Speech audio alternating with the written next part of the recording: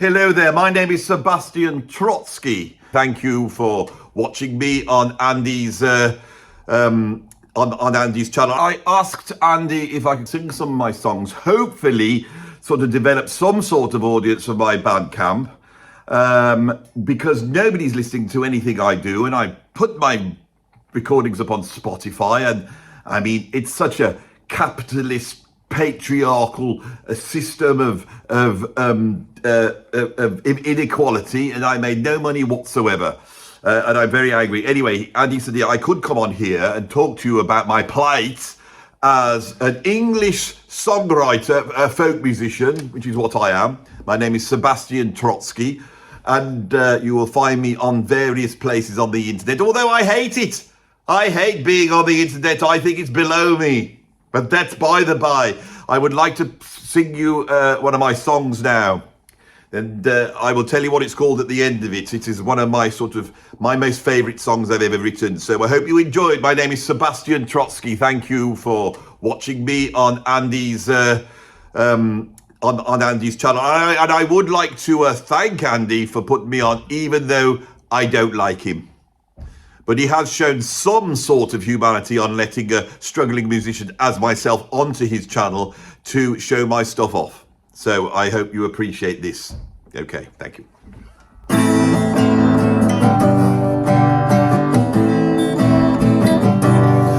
It was the miners' strike of '85 when I began to sing my songs. I looked at the plight of the miners back then, and I thought that it was wrong. So I began singing songs of protest.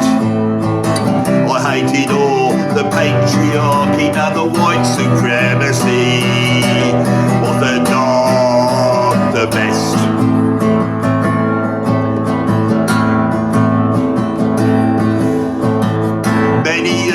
They have passed by, and now I've got a bit old. I got some tracks online and tried to get them sold. Who wants to buy downloads anyway? But to my disgust, I found that nobody wanted to buy my wares.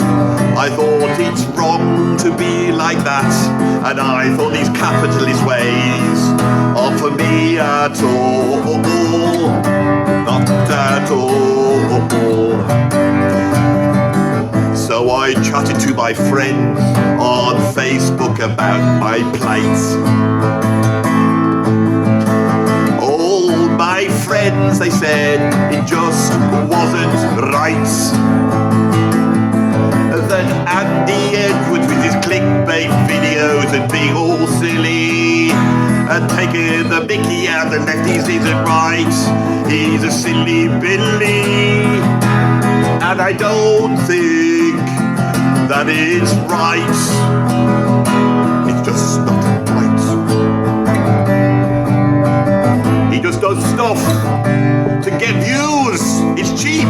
I won't do such a thing.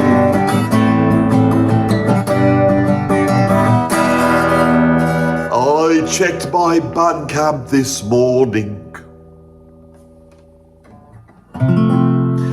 I had 4 listens, although I think 2 of those came here by mistake. It was some people that were interested in Trotsky, the Russian communist, not Sebastian Trosky, the some English folk writer. I was upset that nobody cared. So I'm here to tell you what is wrong. Thank you very much. I hope you enjoyed that song. Of course, that song is called "I'm Here to Tell You That It Is Wrong." What is wrong? Well, in this capitalist, patriarchal society, the white supremacy controls the narrative, and it puts all the poor people down. They're all put down. They're pushed down by it. And an example of this would be things like Spotify, which I hate, and that Daniel Ek fellow, he's taking all the money off the artists and he's funneling it into sort of organised crime, and he's funneling it into other things I don't like, weapons of mass destruction and things like this, and I just don't like it at all. None of my friends like it. We talk online about it, and we say it's not right. And I say, and you know something, because of the way the white supremacist patriarchal system works, nobody's listening to my Bandcamp, and I can get no traction whatsoever. Well, I'd be happy with that. And then I go and see this Andy Edwards, and what's he on there? Being silly, taking mickey out of people, especially lefties. And well, you know the lefties we don't like taking the mickey out of. You know, some of the values he's had seem quite left-wing, but that's not the point. The fact is he's disrespectful and he's saying things that I don't agree with, so I'm very angry about it. And he goes and takes these far-right, racist, sexist, transphobic views that he has, and he perpetrates them online, when I know most of the stuff he's just talking about music and jazz, rock and fusion. But he doesn't seem to have the respect for the lefties that I believe he should have. And then by doing this and propagating his hate online, and he just goes for clickbait, he has clickbait titles. I mean, why is he doing stuff that will bring viewers in? It's disgusting and it's below him. If he was really someone like myself who's got a moral value, I mean, I learnt my moral values when I was at school. I mean, it was a private school, I know, and then I went to Cambridge, you know, but then, you know, mummy and daddy left me some money, and I thought, well, I don't need to get a job. I could just go on and do my songwriters of protest and try and help some of the people that need helping. I mean, I've gone round to them and I've said, I will help you with my songs. And they said they didn't want my help. Nobody seems to want to have what I do. And I'm really annoyed with it. Well, but the thing is, you see, what I'm most annoyed and I am disdainful of is the way Andy Edwards just, he traffics in, how can I describe it? He traffics in hate. It's just pure hate. He traffics in the lower things in life. He goes for cheap laughs. He's actually quite a good musician, although he does play all that awful jazz rock fusion. You know, the pretentious sort of music where they're just showing off. It's musical masturbation. I do apologise for saying that, but it is. So he pushes that, and then he gets people all whipped up. He only says things to wind people up, you know. That's all he does it for. You all fall for it, and I look at him, 60,000 subscribers and all these views, and I think it's not right. Not right at all. I would never do such a thing. So us musicians like myself, we have to work away because we're not going to go down that route and just become some shallow Barnum on YouTube, just showing off and being silly and doing everything. And you know, I mean, I am writing music that is trying to identify the inequalities and inequities of this world. I want to help the people out there, not have the reflected glory back on me. I don't care about myself, right? When I put these things on Facebook to my small circle of friends who always agree with me, I always feel that I'm doing it for the poor. I mean, the poor never see it. But my friends do it, and they always say, we agree with you 100%. And I have to be honest, that does make me feel good. But that's not what I do it for. I do it for the poor. I do it for those struggling artists out there. I mean, I've listened to their stuff, and it's a load of horrible urban music, you know. But we should be for the urban music. But they should also listen to my English folk songs that tell tales of what it's like to be a struggling working class artist like myself, trying to get our music out there up against these huge capitalist organisations like Spotify and YouTube, where all it counts is the lowest common denominator that's spreading hate. That's all it's about. And that's what Andy Edwards does. I messaged him, I said, I'm not happy with this, Mr. Edwards. And he said, well, do you want to come on and put your point forth? And I appreciate the fact he's done that. And of course, if you can go and find me on Bandcamp, it might be quite difficult because I might actually be a figment of Andy's imagination. And if he's done that, if he's invented me just to take the mickey out of people like me, I think that's disgusting as well. He's a terrible man. He's a terrible man. How can he do such things? It's absolutely awful. He's a peddler of hate, controversy, the lowest common denominator. And to be quite frankly, he's above that. You know, he used to work in a college with young people. I think it's terrible that he worked with young people. What was he polluted their minds with? Fascism? You know, getting them to watch Jordan Peterson and Andrew Tate videos. It's absolutely awful. Anybody that does anything like that, I believe, should be shot. Now, that might seem harsh, But actually, if all those people were wiped out, think how lovely the world would be. And so I am proposing here that we should call some of these, attention-seeking YouTubers, leaving space for myself to come on and sing my folk songs. Without all that stuff that, brings the boys to the yard, as Andy always says. I don't know what that means, but he always says it. I'm not interested in bringing boys to the yard. I'm interested in bringing girls to the yard, women to the yard, trans people to the yard, black people, gay people. I want them all to come to my yard and appreciate my songs and download the stuff. I mean, why aren't they buying my downloads? I know nobody buys downloads anymore, but why aren't they supporting me in my thing? I want to be successful, and I promise you, if I make all the money out of it, I won't keep all of it to myself, right? I will give some of it to the poor. I will. And I won't fiddle my taxes either, so I pay less. I won't do that. I'll give it all to the taxman and the poor. I promise you. I promise you. I mean, I do have friends that are very good at that, some accountants, but they agree with me online. They say, it's not right, is it? It's not right. So I think I've had my say. I will now pass it over to Andy because he said he wants to have his say afterwards. And I hope he doesn't go around making me look like a silly fool, especially if I am a figment of his imagination. You'll only find that if you go searching for Sebastian Trosky on Bandcamp. I have a new album out, and it's called Power to the People. If you want to find that, it's all acoustic songs. I usually go out with my scarf, my coat. I have the Doc Martens on to show that I am in allegiance with the working classes.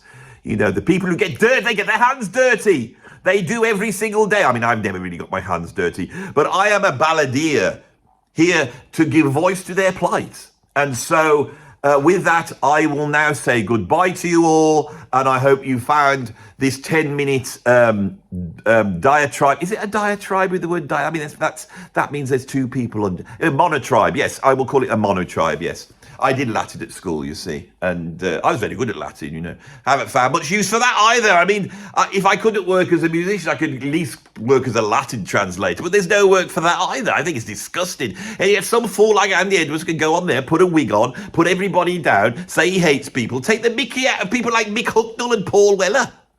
I mean, what's he doing? What's he playing at? Well, they can't take that sort of criticism from Andy Edwards. They might watch it and get upset. I don't like people being upset, except for people like Andy Edwards. I hope he becomes very upset with his ways. We should not have people allowed to go around saying what they want without thinking of the consequences and lining up with my political ideal for the world. And if everybody would only join forces with my political idea of the world, we could live in a lovely utopia where we could skip around in an anarcho-syndicalist, bowing down to Noam Chomsky and saying what a great man he was. Because I'm not into all this. I mean, I know my parents called me Trotsky. That's my middle name. My actual surname is Bluntworthy, Sebastian Trotsky Bluntworthy. I mean, my dad was an awful Marxist. In fact, he was head of the Marxist, the Communist Party at Cambridge. No, I've lost my thread now. Because I'm trying to keep all these balls in the air of what I'm coming up with. If I am a figment of Andy's imagination, he's having to say all these facts. He's saying them if he's saying them all off the top of his head and he hasn't prepared this, that's actually quite impressive, isn't it? Maybe that's why he's got the job as being a music YouTuber, because he can spin all this nonsense out off the top of his head. And he's a reasonable musician, although he does, I'm saying the same things over and over again. Anyway, that is the end of my mono tribe, or as you would call it, my monologue. But I like the name Mono Tribe, because I believe we should all support our tribes and everybody else's tribes, and we should view all these tribes in a culturally relativistic way, which whatever any tribe says is all the same as everything else. There's no value to anything. Thank you very much, and thank you for watching this video. My name has been Sebastian Trotsky, Blunt Object, or whatever it was. Thank you very much. Bye bye.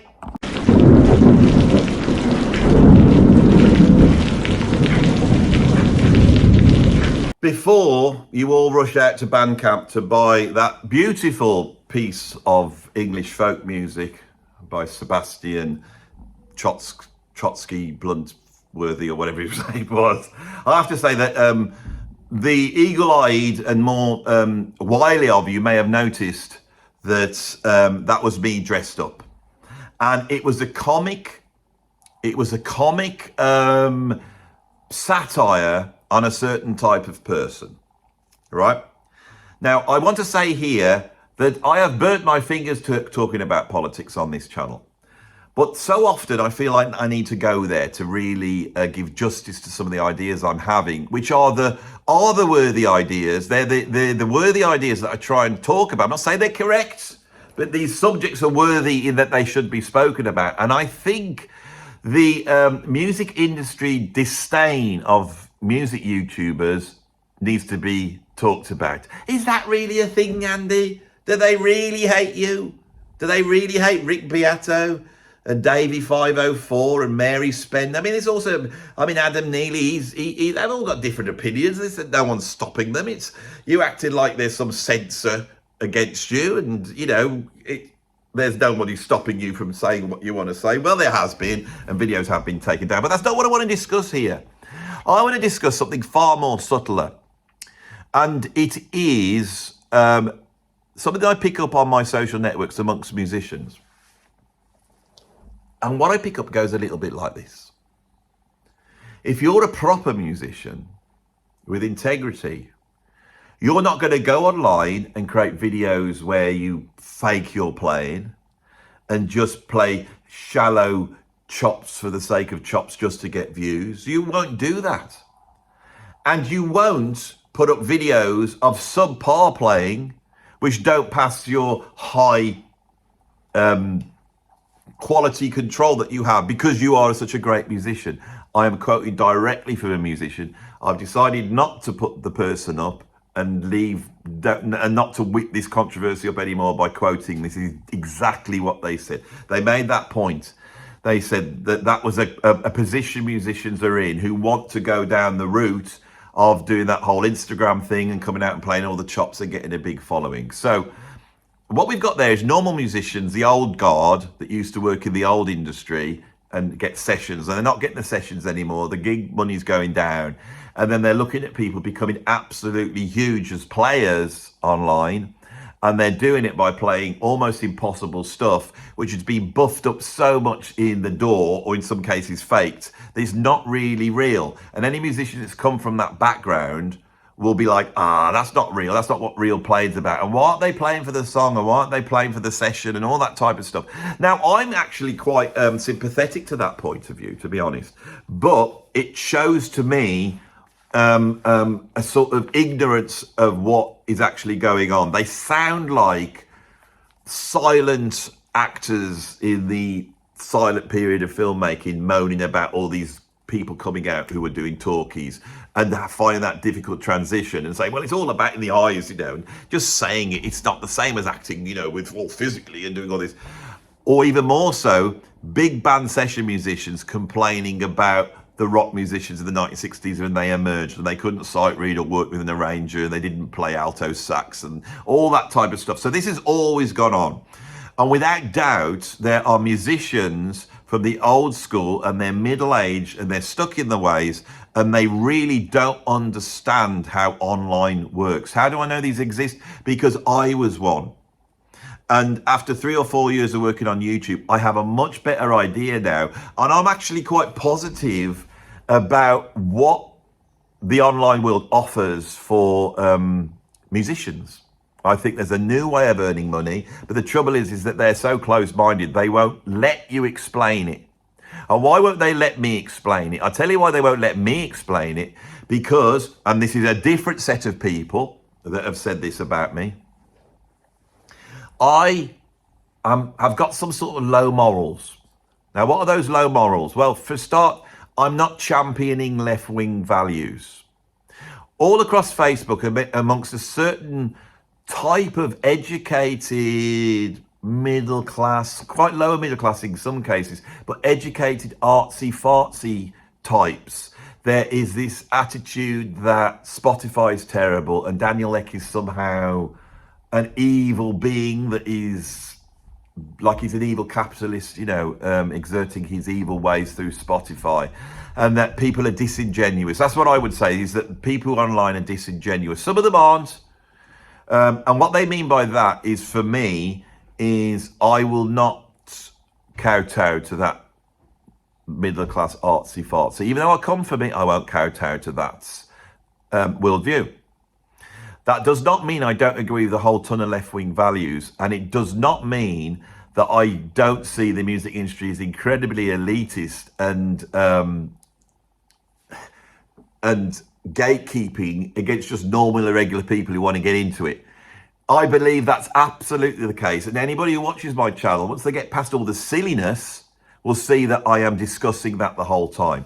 And I believe that these people that turn around and make these accusations against me in that way are actually gatekeeping this. And in a strange way, and I don't think they realize it, they're acting at the service of the elite music industry to stop anybody normal getting in, all right? And I'm going to try and explain why that is the case. And that's why they react to what I'm doing. Because what I think they react to is that this claim that I am disingenuous. So what's the actual claim against me? Let's just try and get as specific as possible. It's the fact that I'm being cheap in that I'm making videos where I'm only making the video to get views. I'm talking about subjects which I'm probably ignorant of. They probably claim I'm ignorant of those subjects, that I am creating videos that will be clickbaity, that will have a thumbnail that is really clickbaity and a title that is really clickbaity. And then when I draw people here, I will then say lots of controversial things which will whip people up a little bit like the right wing does. You know, that idea that the right wing whip people up by saying these terrible things that aren't factual. They don't get their facts right. They just go saying what the great dirty unwashed want to hear. All the things like, you know, so that argument that's going on, that the right wing is out there just peddling racism and anti-immigration because they want to capitalize on that feeling that the great unwashed have, and then once they've got them, they will enact their fascistic view of the world onto the world. Well, that is an attitude. Now, I have some sympathy for that. Believe it or not, I think that's a really good conversation to have, right? I actually have no problem with anybody saying that, and I will champion people saying it, right? And I think it's going on to a certain extent. I think it is. I found the music business incredibly elitist. And a lot of the reasons why it was elitist was because of wealth. The amount of wealth you need to start doing this is a lot. I used to talk to my students about this. How much is it going to cost you for you to get to your dream? And when you start to cost it all out and they suddenly realize there's a bill of £10,000 or £15,000 just to do that, and they can't do it because they will have to work. And then there's some kid sat, you know, with a whole bunch of money in the bank, all the equipment their parents given them, in a great big house where they can rehearse and play, all right, with contacts, and then they get into the industry. Now, if I am a capitalist, I would have to say, well, that's the market, that's the free market, all right? And there's a side of me that could do that if they weren't all putting across this working class hero thing. Right, so Barry Robinson over at Classic Album Review, this is another video that motivated this one. He interviewed Zach Starkey. And Zach Starkey is there walking around his house, looking all around the place. Barry's asking him questions, but he's all distracted. He can't quite focus on Barry because Barry, I mean, I'm all over the place, man, and I'm talking about it, he's swearing his head off. And he's talking in this sort of voice, you know, man, my favourite album was Never Mind the Bollocks. I think it's great, bloody great album. And you're a CUNT for disagreeing, all this type of stuff. And Barry called me a CUNT on the thing. There he is walking around like that, doing all that. Oh, mate, you know, yeah, I played with Oasis. I think we were great live band. The daft question is, who is your favourite Beatle? My dad, you dozy.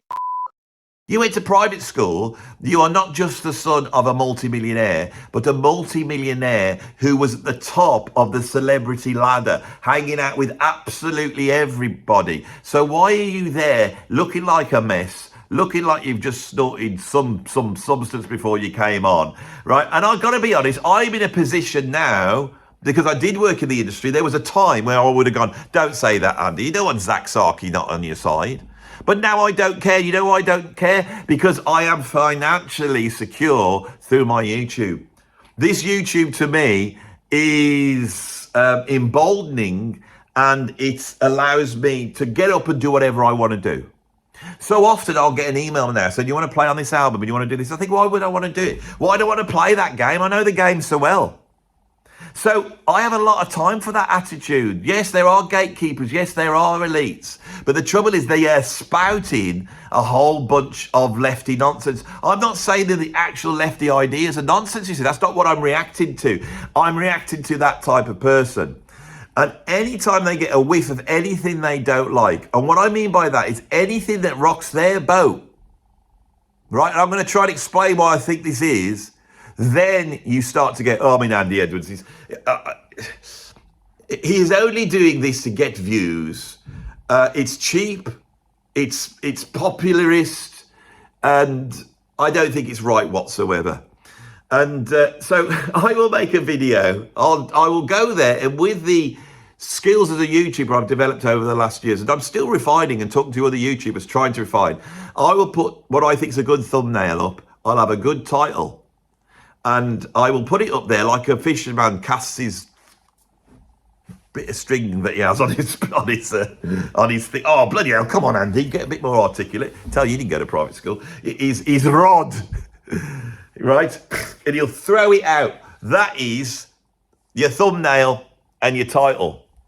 And then you reel him in, don't you? Say whatever, just get him wound up. Oh, I'm really angry with this guy. I'm going to engage. I'm going to engage in the comments. Yes, you are bloody going to go engage. And then I'm going to come on and wind you up even more. And then the comments are going to swell. And then all the algorithms and YouTube's going, ooh, there's a fight going on this. This is what we like. More of this, Andy. Can you whip people? This is a terrible thing, whipping up aggression and anger and making people all upset. And I think Andy's, it's immoral to do it. So what I get is things like this. Oh, another clickbait title from Edwards. You bet, yeah. And it's bloody hard to do, right? And I grapple every day with trying to get the balance of not just doing videos like the 10 worst nose flute players that will get the views. I'd have to have the word worst in there, and everyone goes, oh, come on in. I don't like it, but I'm going to watch it, okay? That's the bottom line. And I want to be good at it. I want to be good at it. And also, I want to come up with stuff that people actually engage with. I want to come up with those ideas, both positive and negative. But they don't like the negative. And then if I come on here wearing a wig, doing a ridiculous parody of some sort of middle-class lefty. Now, do these exist in the UK? The sort of pipe-smoking, cardigan-wearing, Nigel Benn, Jeremy Corbyn type. They exist. This is me holding the pipe, by the way. I haven't just had a sort of, my hand's gone into spasm, right? Yeah, of course they exist, right? They're not the same as proper communists like Stalin. They're not the same as those. They're not the same as Karl Marx. They're not the same as all those academic sort of intersectionality, lecturers. This is all different. I'm taking the mickey out of every certain type of person, right? When I do that, you could take the mickey out of everybody. You can take the mickey out of anybody. Yeah, well, you shouldn't be taking the mickey out of those. You should be taking the mickey out of other people that I don't like. No, I'll do what I want. I will do what I want. YouTube, for me, has been one of the most democratizing things in my life. Because now I get paid for making videos that people like. But the way I have done it, and I've tried to do this in a clever way and an intelligent way, is there's a space here for me to talk about the mental health issues that musicians have, right? Which I believe are linked to creativity. That's a very important thing that I want to be able to talk about. I want to talk about, in a real way, jazz rock fusion and prog. And although I think those forms are probably dead as a dodo, I really want to try to do something to keep them alive. And if I can't keep them alive, to at least create an alternative narrative about that music so people can go and get a more realistic view of that history rather than the nonsense, which is that prog and jazz rock fusion was sort of a lower form of music. That's really important for me to do that. I want to talk to musicians to try and explain to them how they can utilize online to create a new career, because the old way has gone. Okay? So the next pushback you get will be something like this. I like Andy. He knows his stuff, but he just does stuff to get views. He's just doing stuff to get views, right? Why does he need to do that? I think he should come along, and I enjoy him much more when he talks about music seriously. Now, these are the sort of core fans. Now, I know they're there. The core fans, you lot, actually are so esoteric in your nature that you form around about 2,000 people, which are the heart of this YouTube. And you'd be quite happy if I just came and did videos like this. Now, if I can't get a clickbaity title on this video will die. And I think it's an important conversation to have. But those when I recently did a video on Gino Vanelli. It took a lot of research, a lot of listening, and a lot of thinking. I tried to make it as comedic as possible. And if anybody watches it, even if they don't know Gino Vanelli, they might find it quite entertaining and funny. But it has got information at the same time. It's entertaining and informative. That's what I want to do, which used to be a value of the BBC, and I used to respect the old BBC very much, not anymore. But I think that idea of being entertaining and informative is really important. So, someone just saying hello to me. See, I have got friends. It's not all hate. It's not all haters. So, that core lot, I try every week to do videos for them. Now, YouTube experts are saying to me that if I do a popularist video, right, comes out just 30,000 views, which is like a good video for me. Then the next day I go out and do some sort of esoteric thing where I talk about how wonderful Lenny Bro is or something like that, and it only gets 3,000 views. I am destroying this channel. That's the way the algorithm works, right? So when I get accused of being someone who is just going for that, no, I'm partly going for that, and I'm trying to utilize that to fund the ability to do the other stuff, and I'm taking the hit for it. Now, this channel may well go under because of that, and if that happens, then I'm going to have to go elsewhere. And that's what I'm thinking at the moment, is to have an Andy Edwards 2, which is really esoteric, still has around about 10,000 hardcore subscribers, and they're just going to get, really intense stuff, and then move this towards what everybody in the mainstream wants, which is me coming along and having my surreal take on why I hate Neil Young, who I don't actually hate at all, don't hate anybody. So there's those people, all right?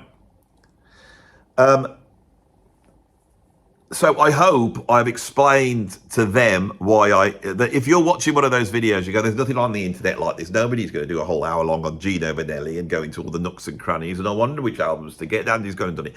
If you appreciate all that stuff, that's what I want to do. That is really what I do. I love doing the comedy stuff. It's like I never expected that I could do such stuff as I do.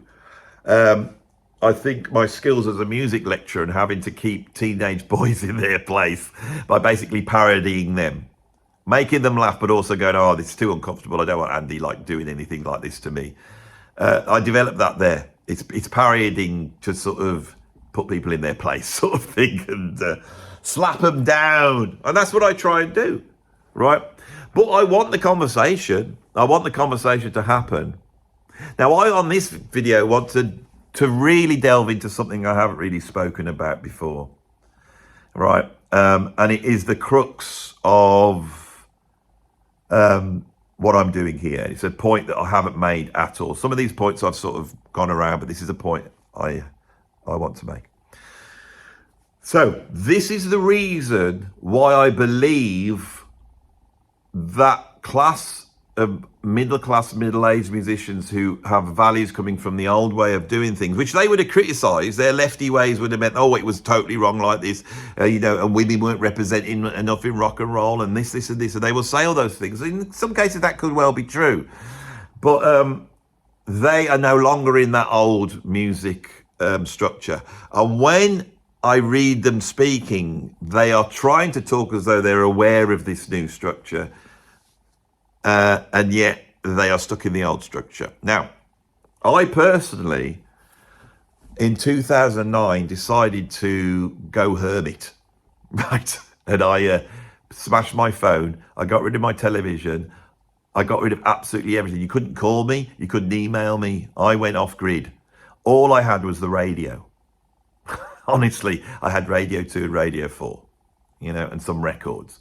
I was off grid, and all my friends, they brought these smartphone things, and they got involved in this, and they got involved in that. And I stayed away from it. I hated it. I was one of the people that thought it was absolutely disgusting. When I started to come back into music, being a drummer back in 2011, 2012, I had to engage in it. But if I had a YouTube video go up, I would demand that there were no comments on that video. I didn't want to have that. I wanted to stay away. I thought it was poison.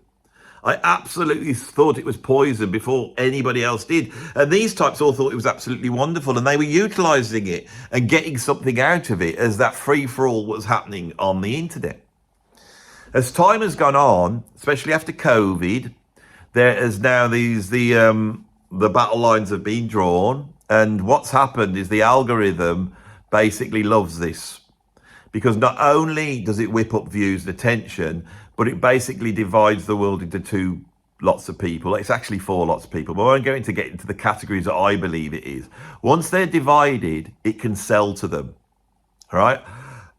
My channel here exists because YouTube takes 60% of the ad revenue. I'm here and they're like, I like Andy because I don't know what he does, but what he does brings the boys to the yard. A very specific boy, who I think boy's not the word for them, I would say middle-aged man to the yard. And he brings the middle-aged man to the yard, and it's not his milkshakes that are doing it.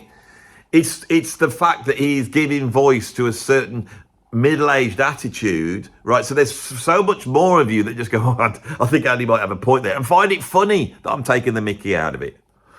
And that sort of grumpy, middle-aged, conservative view, I have that view, right? That is what I am. I know I have that. I also have a very strong countercultural, wanting to cause an argument, whip the thing up, which comes not from my music background, but from my art background. I used to be a painter, and I worked with conceptual artists and performance artists in the old days. And I like stuff that whips up a bit of controversy, because then people start to say stuff, right?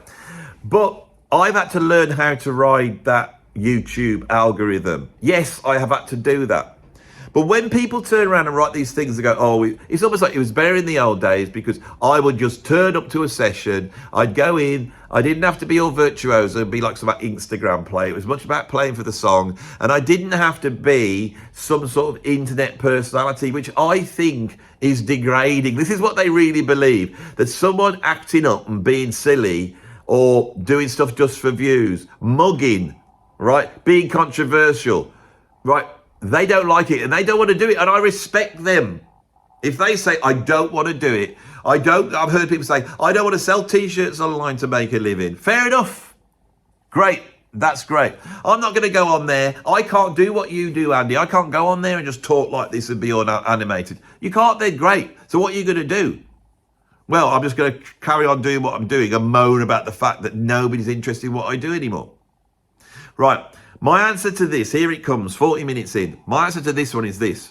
Never in my career in music, whatever that was there not a compromise where you had to do something else to earn the right to do your music, right? Whether it was to prostitute yourselves out to the sessions and turn up and play absolutely any piece of music and have no artistic involvement in it bar coming up with a nice part. And the skills of being a session musician was your viewpoint, your artistic creative viewpoint on the music was not required. You didn't go in and say, oh, well, if I know musicians who got the sack who have said to a producer, oh, I really like that. In a high pressure situation, they'll be like, we don't care what you like. Why are you adding into this? You're there just to play, not to act like me as a producer and chime in and say what you think. All right? They get the sack.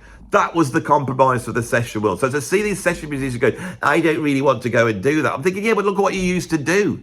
You should just turn up and play anything. You had no artistic, and there's nothing wrong with that. There's nothing wrong with what anybody wants to do. You see, I'm one of these guys that believes, let everybody do what they want to do. This is my basic political position. Let everybody do what they want to do. Let them say what they want to say.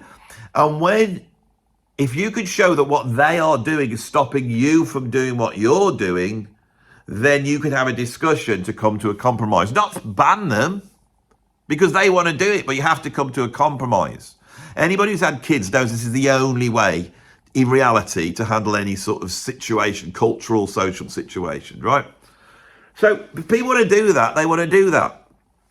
Now, me as a professional musician, when I got involved in that, I realised that if you loved Tony Williams and Elvin Jones and Billy Cobham, John Bonham and Ian Pace and Bill Bruford, and Dave Lombardo, which I loved all these drummers. I loved each of those drummers because they had a signature sound. If they never did session, because if they turned up to do a session, their signature sound would have to go. Now, some drummers like Steve Gadd had a signature sound that chimed with the time, i.e. Steely Dan wanted his sound on their records. It might not have chimed with the time in the 1960s, it probably did it in the 1980s, but Steve Gadd did what he did. But Steve Gadd also knew how to disappear into the song. My point being, there's a compromise to be a session musician.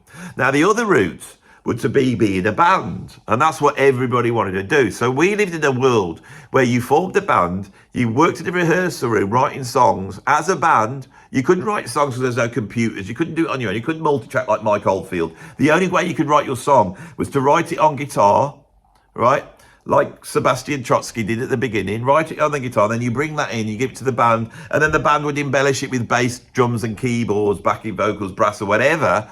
And these bands would have their own sound where they could do that in a certain way. This is all wonderful. That technology I loved. But to do that, you had to get the record deal. And the record deal meant you had to engage with them in a certain way, right? And this meant that you had to look cool. You had to have a certain haircut. You had to act in a certain way, right? And you also had to put away any awareness of knowledge that you had, because you're going to come up against a producer working for the record company that's going to tell you what to do. Now, this isn't happening in every single scenario, but my point was there was a compromise there. Anybody who wants to make a living out of being creative musically, right? Let's just call it their music making. Anybody who wants to make a living out of their music making better very quickly learn a way of how to sustain their music making. That is what you think. And it will always come down to this. The thing you love, it is very rare that you are going to get paid to do what you love.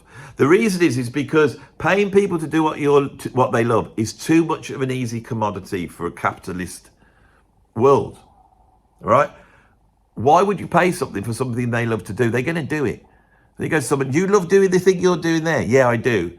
But I want to pay 200 quid. 200 quid. Okay. What about you? You're doing the same thing that you love. How much are you charging? I'll just do it. Okay, we'll go with them. And so musicians have driven that economy down. This is why they failed in every single aspect. And this is why they need the music industry above them to corral them down that route. But what's happened is it's all changed, right? And what the digital world has done is the monopoly of the recorded music business, which created an us and them, and this is where you can get very left-wing, an us and them world between the artist sat on a pedestal and the audience, right?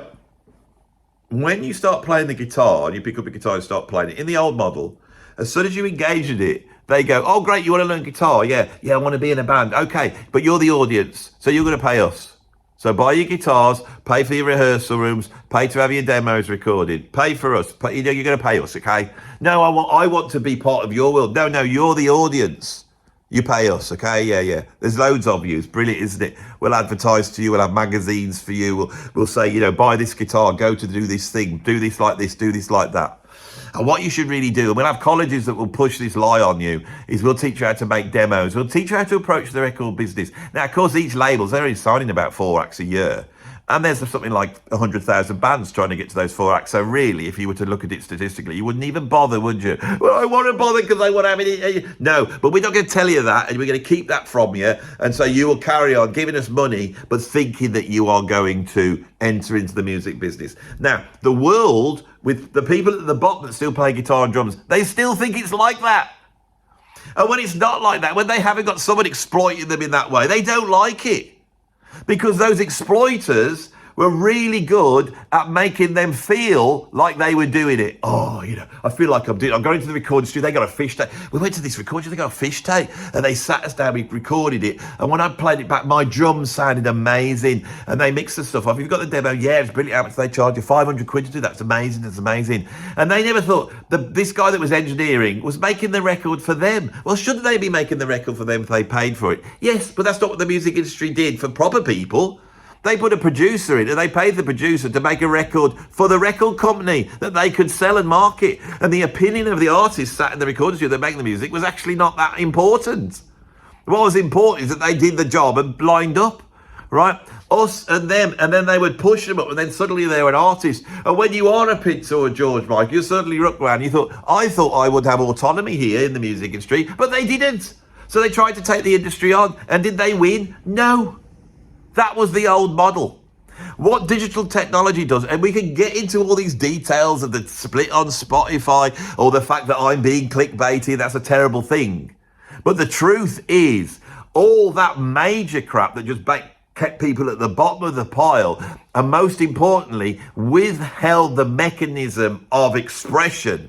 Because all I wanted when I was a kid was not to be a professional musician, not to be a professional drummer. I thought I would get a career and that somehow I would then be able to pay my mortgage and have a life, but play the drums doing it. That was the dream.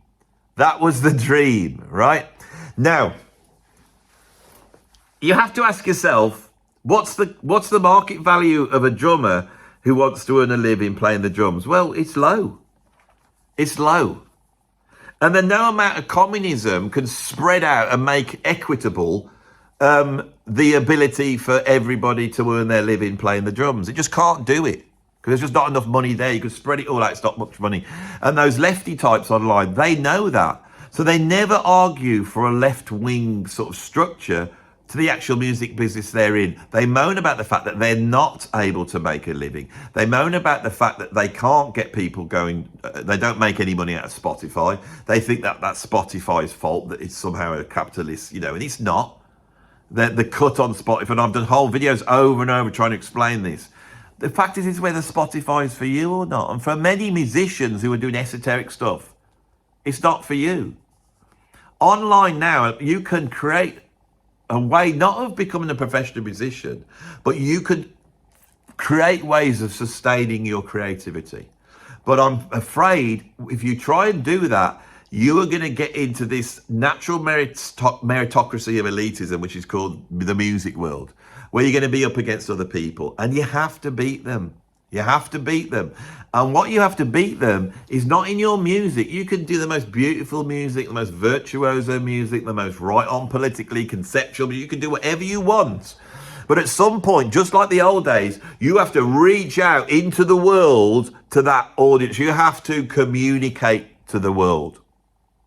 Now, I am going to now blow even more sunshine up the arse of Mr. Rick Beato, who I see as the Orson Welles of music YouTubers. He's an incredible man who has done something that I can't do this January. He has reinvented the wheel. Watch what he's doing. His content's changed. He's gone back to certain things, but he's invented new content and it's doing better. I don't know how he does it. And I sat there with Rick and I thought, how does he do it? And it's because Rick is one of a kind. In this meritocracy, he's one of a kind. I'm going to try and explain to you why. This guy is a better guitarist than any of us. He's an incredible guitar player. This guy has got more knowledge about harmonic theory and all that musical stuff than any of us. He's got better ears than any of us. We all know that. His knowledge of music history is vast. He can go anywhere. He can go from grunge and thrash metal bands, punk bands, all the way back to jazz, even classical stuff. I can't do classical. His knowledge of the history of music is vast. His knowledge of music production, how you record things and the history of that, how studios work, how equipment works, what the hell a Pultec is it? A bloody compressor, is it? A Pultec, whatever it is. I don't even know what one of those, I think it's a compressor. I've never worked in a posh enough studio. I've chatted to Rick a few times. He's an incredible man. He's always inspirational. And this video is really, it's coming from a place where Has the music world looked what he's done? And do they really understand what's going on there? Right? I'm a little YouTuber. I'm talking about esoteric music, and I've got an audience. And some people who make very esoteric music are starting to go, if I go on Andy's channel, we might sell some records. And I'm having quite legendary and yet esoteric musicians approach me. And they're going to be able to come on here. They're going to be able to perform to hopefully a big audience, get their stuff out to thousands of people. And hopefully I can sell some records for them. That's what I want to do. But then I look at Rick.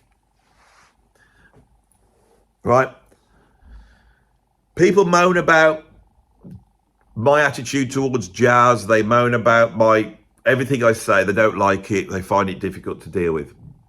I can't help but think that about a month ago, Rick Beato put out a video where he analysed a Joe Pass guitar solo, and it got millions and millions of views. And I can't help but go, I look at that and I think there's money there, there's interest there, there's reach there, there's everything the jazz world needs right now. But the jazz world has become a gate-kept, elitist place where the only way you can really do it is to go to jazz college to get access to that world, and it's going to cost you a lot of money. And then when you gain access to that world, you still won't make any money because you have to be set up and rich to do it in the first place. But then suddenly I see what's going on there. And I think there's an interest there. The public's got an interest there, and it's outside of this thing. And Rick's able to reach it over and over again. The video he did on Oscar Peterson, when he said it's one of the greatest solos of all time. And it was. He picked the right solo because he knows what one to pick. It was incredible. So many times I've looked at him and been inspired to go, there's a new way of doing this. In other words, what I'm saying there is a new way of funneling money out of the audience towards these incredible music forms. And there's still an interest there. Now, people never like new music, right? But people who don't know who Joe Pass is watching that video. And then I'm sure, God knows how many Joe Pass, how many copies of Virtuoso has Rick Beato sold? I want to know what that is. And yet, what us music YouTubers get is we get people going, it's all clickbait. He's stirring the pot and getting everybody worked up. Yeah, I might be. I might be wearing wigs. I might be saying stuff, right? I might just be saying stuff to get a certain grumpy middle-aged conservative type all like excited. I might be doing that. What's wrong with that? If it brings that audience out, if a conversation starts to emerge and a sort of a thing grows out of that elitist jazz world, or progressive rock gets broken out of the sort of conservative, progressive rock is everything in music except anything that's actually progressive, right? We want safe music. We want, a estate agent rock. We don't want what Gentle Giant did, but we're going to, progressive rock's an incredible form of music. People are never going to stop listening to Dark Side of the Moon or Close to the Edge or Tubular Bells. People will be discovering that for the rest of time because that music is sublime.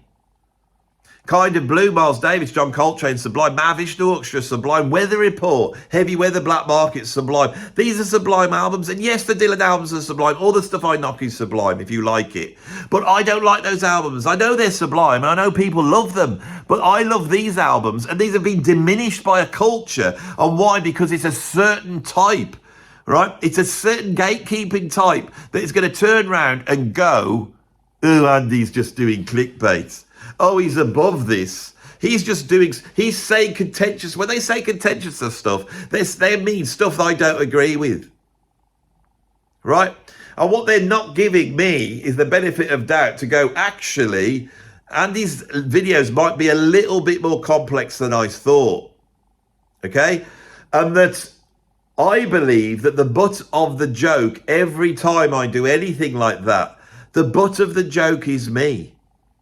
Because I am aware that I am in myself a prejudiced, reactionary rock and roll musician that doesn't really get the modern world, that's never watched Stranger Things, that doesn't know what memes are, that can say the number 67 without realising it's got any other meaning than just being the word 67, but can't help but say the word 69 and I have to extract some sort of carry on double entendre English silliness out of it, because that's who I am. I'm a product of my time, and I know there's a whole bunch of people who chime with that, but they might not be as articulate as me in able to come across and do it in what I think is quite a virtuoso way, because we're coming up to 54 minutes. And have I stumbled? No.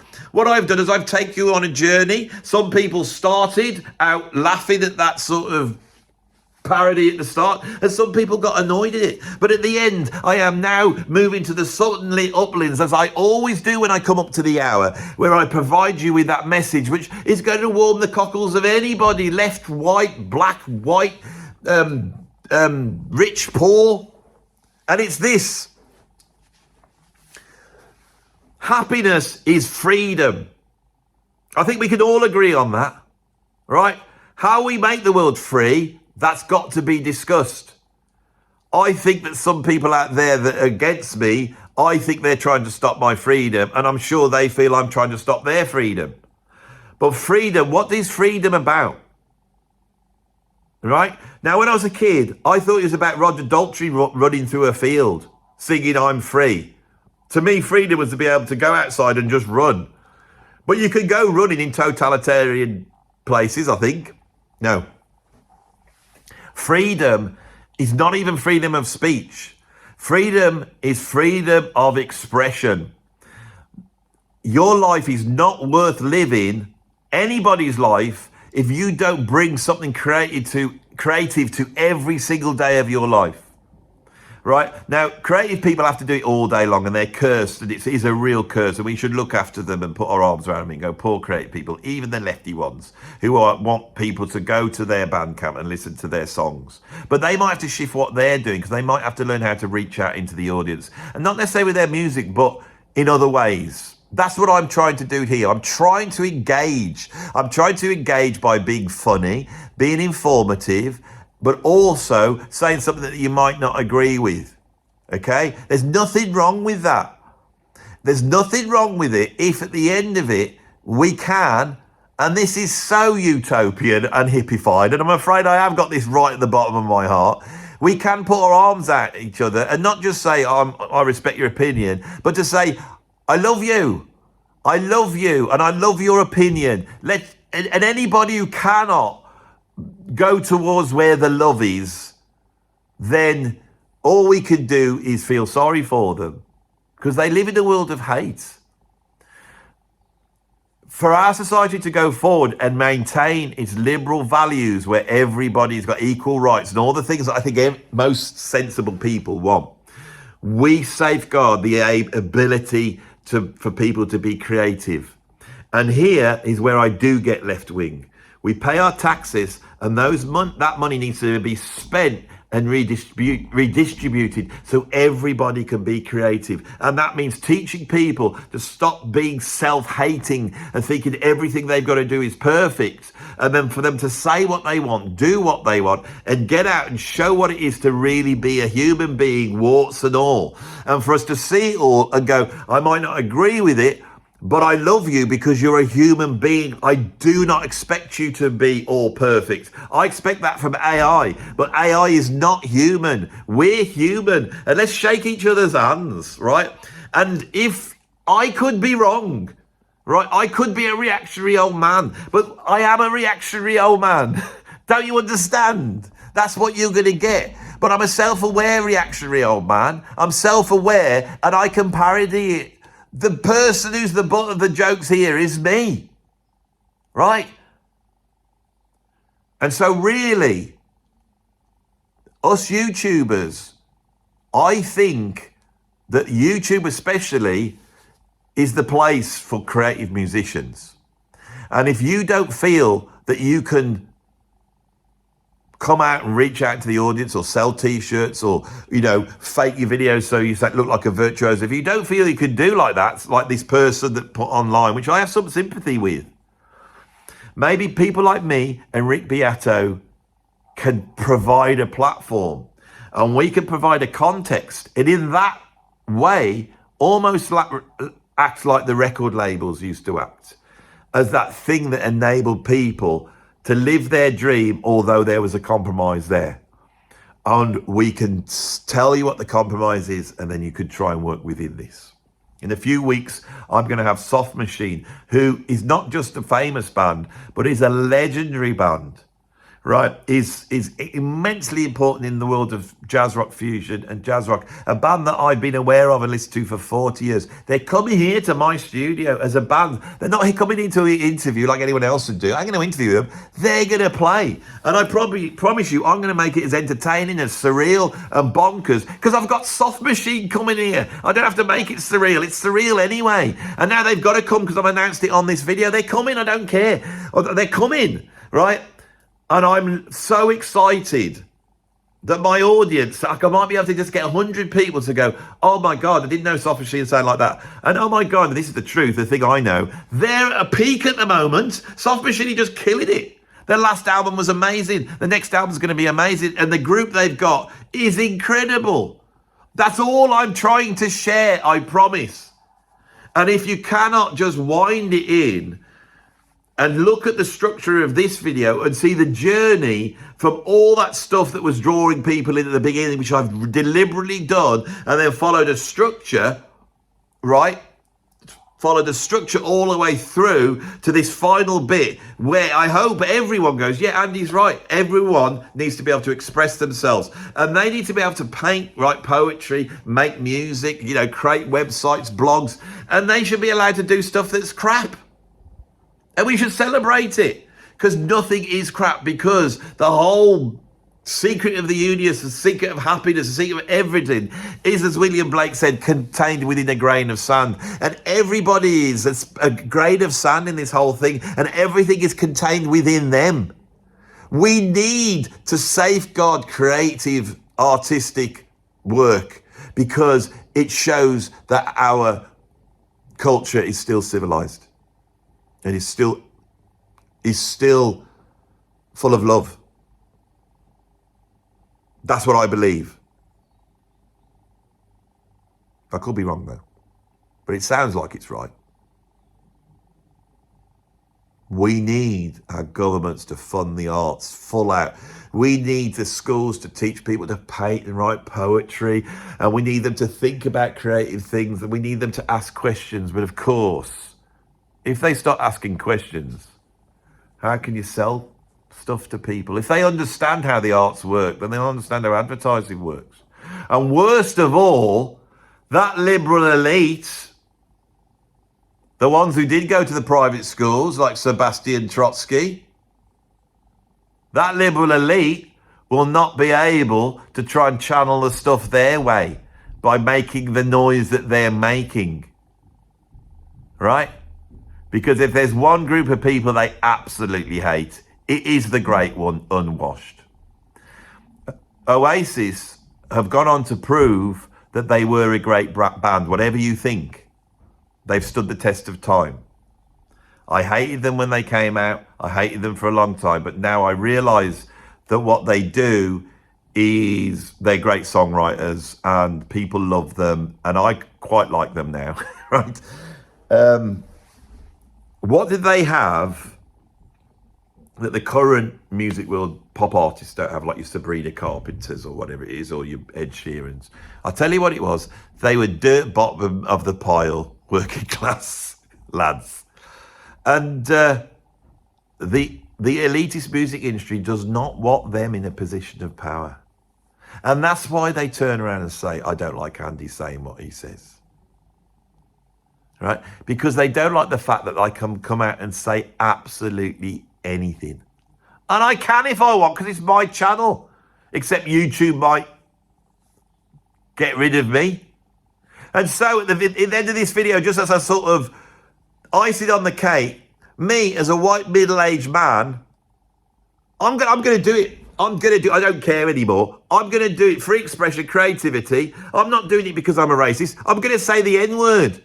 I'm going to say it right now. I'm going to put my money where my mouth is, show him that I have got some bloody gumption. And any black person watching this, please understand, I'm not saying this to be nasty to you. I'm doing it because we need to safeguard all our ability to say what we want, do what we want. And I do it for you, black people. I do it for you as well as everybody else. And I'm going to say, you're just going to have to stomach it. I'm going to say the N-word right now. I'm going to say it right now. Are you ready for this? Right.